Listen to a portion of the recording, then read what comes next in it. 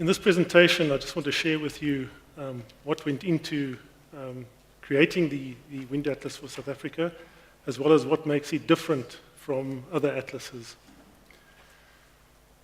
The project team was a multi-organizational project team, starting with Sanedi as the implementation partner who contracted the executing partners. Each partner was responsible for a particular aspect of the project. Starting with UCT, they were responsible for the Mesoscale modeling, CSIR for the measurements and microscale modeling, South African Weather Services for the extreme winds, and then DTU Wind Energy in Denmark. They were partners in all the activities and played a leading role also in transferring knowledge and expertise to the various organizations. So the need for a wind atlas, as you can see from this slide, the first wind atlas for South Africa was produced in 1995. And although there was progression through the years, the resolution was really not that great. A review in 2002 basically concluded that there's an underestimation of the wind resource in South Africa because the previous atlases were based on 10-meter high measurements. Most of the measurement sites were obscured either by buildings or trees, so the input data was not very good. And it recommended that a dedicated wind energy measurement program be undertaken, making use of high-quality wind measurements. This is the WASA methodology, starting off with a global climate data set and taking that through the mesoscale modeling to a regional data set or a regional wind climate, and then further through microscale modeling to a local or high-resolution data set. What is important to note with this is the generalized climate here does not take into account topography or land cover or roughness, which is called for the modeling application. It uses a generalized flat surface, and it also uses a generalized land cover or roughness value for the input to the model. Then down below, we have the second level, which is the measurements. Then also taking the measurements through the microscale modeling and ending up with the local surface wind. And what is important here is this verification step. So at various stages throughout the project, the models were verified using the measurements. It wasn't a case that the wind atlas was built from the measurements. The measurements were used to verify the output, tweaking the model so that it matched the actual measurements.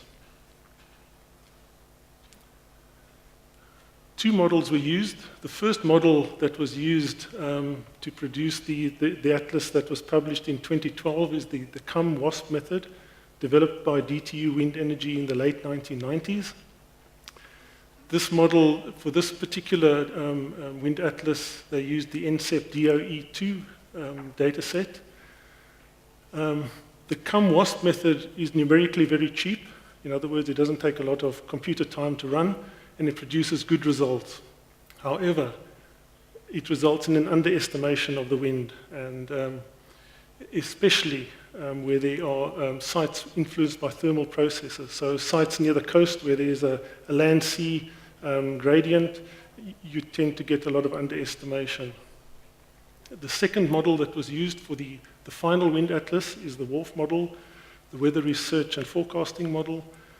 For this model, they used the ERA interim reanalysis data set. And what is important here and what makes this particular wind atlas different from the others is it's the first time ever that the WRF model has been used to generate a wind atlas. The WRF method is numerically expensive. It takes a lot of computing time, but it gives excellent results. However, stability conditions should be taken into account at the generalization and when applying WRF-derived wind atlas.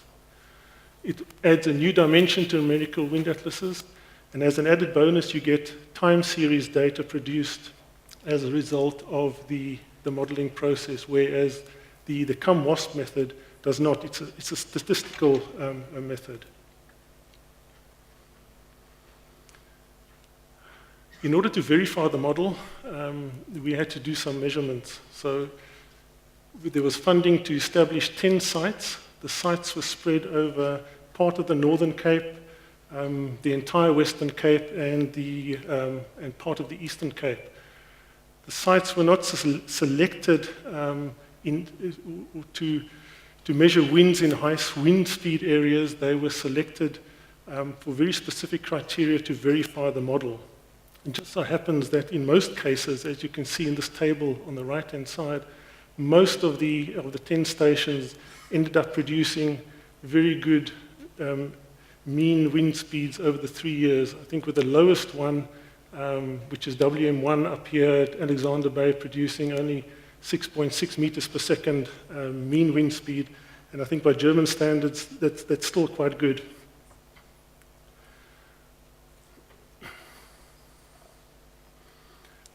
Sorry, let me go back to the side. You'll see some of the stations, this column on the right-hand side, most of them have got, all of them have got over 90%, some of them have got 100, and some less than 90% data coverage. And there were reasons for that. Here are some of the reasons. Vandalism. After numerous attempts to steal the solar panel, the mast was finally brought down by cutting the guy wires. This was an extreme snow and ice event at the Nopoort mast, where we suspect a block of ice came down the guy wire and resulted in the guy wire snapping. And then this one over here, WM10 near Butterworth, again vandalism, theft of cables, theft of the solar panel, and theft of the battery. And on to the verification. This was a very important step in the whole process of producing the atlas. And it was carried out at a number of steps throughout the process. I'm mainly going to deal with the WARF method because that was the final wind atlas that was produced. So on the left-hand side, the 10 measurement stations. This column here is the observational wind atlas that is produced from the measurement data. This is one of the runs, the WARF M4 and then the WARF M3 run, and this is the error between the run and the observational, and again the error here between the model run and the observational. And what you can see at the bottom here, the mean error for this particular run was 2.11%, and 2% and 4%. The absolute error, 7.3, 4.43, and then this last column is the CUM method. So you can see that by doing the different runs, tweaking the model, there was an improvement between these two, and a general improvement also over the previous or the first edition of the WASA wind atlas.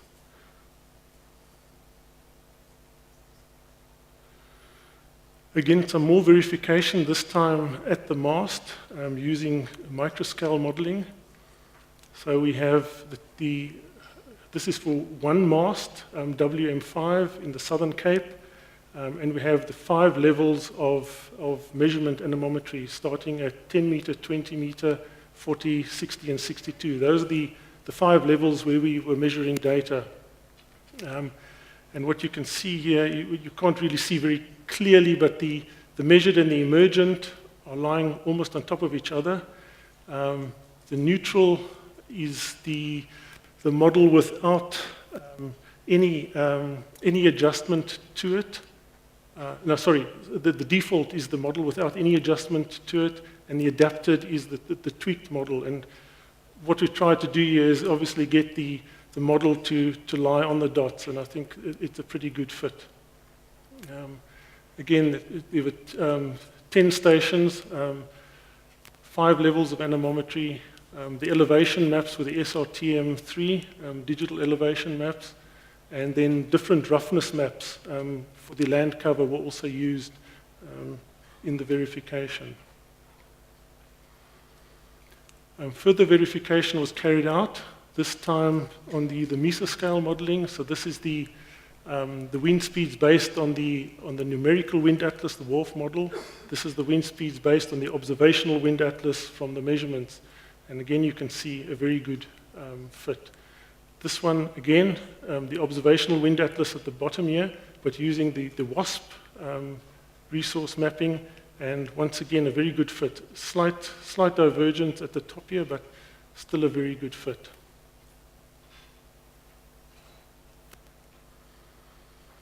Here we have the seasonal and diurnal cycles at one of the stations, WM1, which is up in the north, Alexander Bay.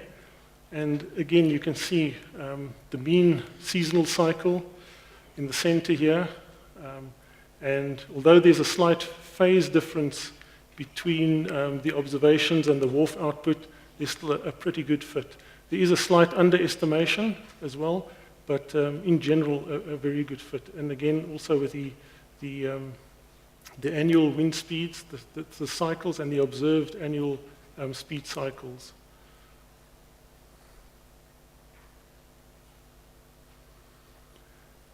Some more verification again. The top one, just the distribution from the observed winds. This one on the left here is from the CUM model, and this one from the WRF model. And you can see the difference between the two modeled outputs and the similarity between the observed and the WRF, and the differences between the observed and the CUM. Again, this was at the wind atlas at 100 meters with a uniform roughness of 3 centimeters. So not taking topography and land cover into account. If I flip between these two, you'll be able to see the difference between the two wind atlas produced by the two different models. This one, from the CUM model in March 2012, and you can see the level of resolution in this one compared to this one. There's an improvement in resolution, and also what you can see in areas like this, it might not be too clear in the color here, but areas like this and down here, you can see where the underestimation is highlighted between the two models. Very much underestimated in this area compared to this model, the later model, or the later output from the WRF-based model.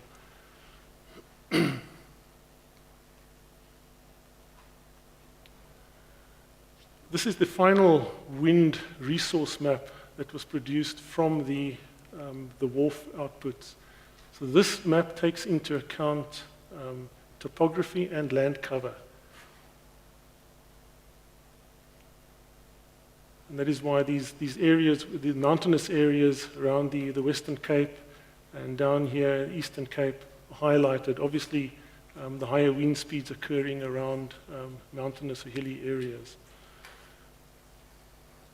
What needs to be taken into account when having a look at the previous map is the terrain or the ruggedness index. What was decided at the time that this map was produced was not to exclude areas of high ruggedness index, or areas where there are mountains, which the Microscale model, the WASP model, does not model very well. The WASP model, the standard WASP model is a linear model, which doesn't model complex terrain very well. The later WASP model, the CFD model, does handle complex terrain pretty well, but the standard model was used to produce these maps. So what needs to be taken into account when assessing this map for areas of high wind resource is also the ruggedness index. So the scale on the right gives you an indication of the ruggedness of the terrain, white being pretty flat and straightforward, whereas the high purples, reds in these areas here, complex terrain, mountainous, high turbulence, that kind of thing. One of the other outputs from the Wind Atlas project were the extreme winds, and this is the extreme wind map, a 1 in 50-year map, which was produced by South African Weather Services. These are, the colors are wind speeds, and these are the kind of winds that you could expect, extreme winds in a 1 in 50-year period. And you can see this little blob in the center here, winds in sort of 40 meters, in excess of 40 meters per second, which are quite extreme. What is also being done on this part of the project is that the current South African building codes, which rely on wind speeds, are also being updated now based on the data that's come out of this work package.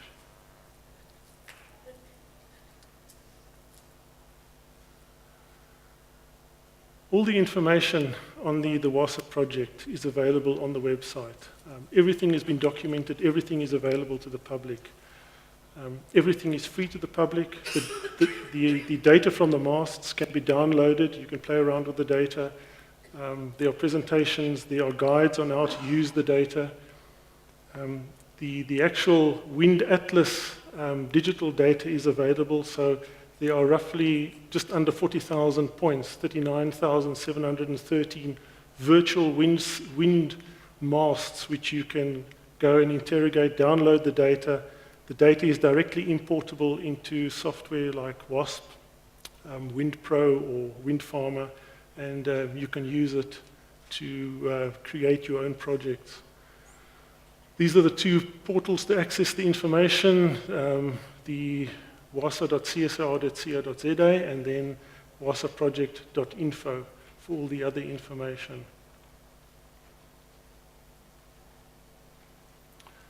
WASA Phase 2 is currently on the way. We are busy installing the masts, and hopefully by the end of October, the 5 new masts under WASA 2 will be live. The 4 masts around the southern Free State and KZN have been installed. The only one that hasn't been erected yet is this one in the Free State, and I have information that it is probably going to be erected in the next 2 weeks. These 2 have been instrumented. One of them is giving problems at the moment, but hopefully that will be sorted out next week. So the idea will then be to extend the wind atlas from the Northern Cape right around to this area, covering the majority of South Africa. Just some acknowledgements.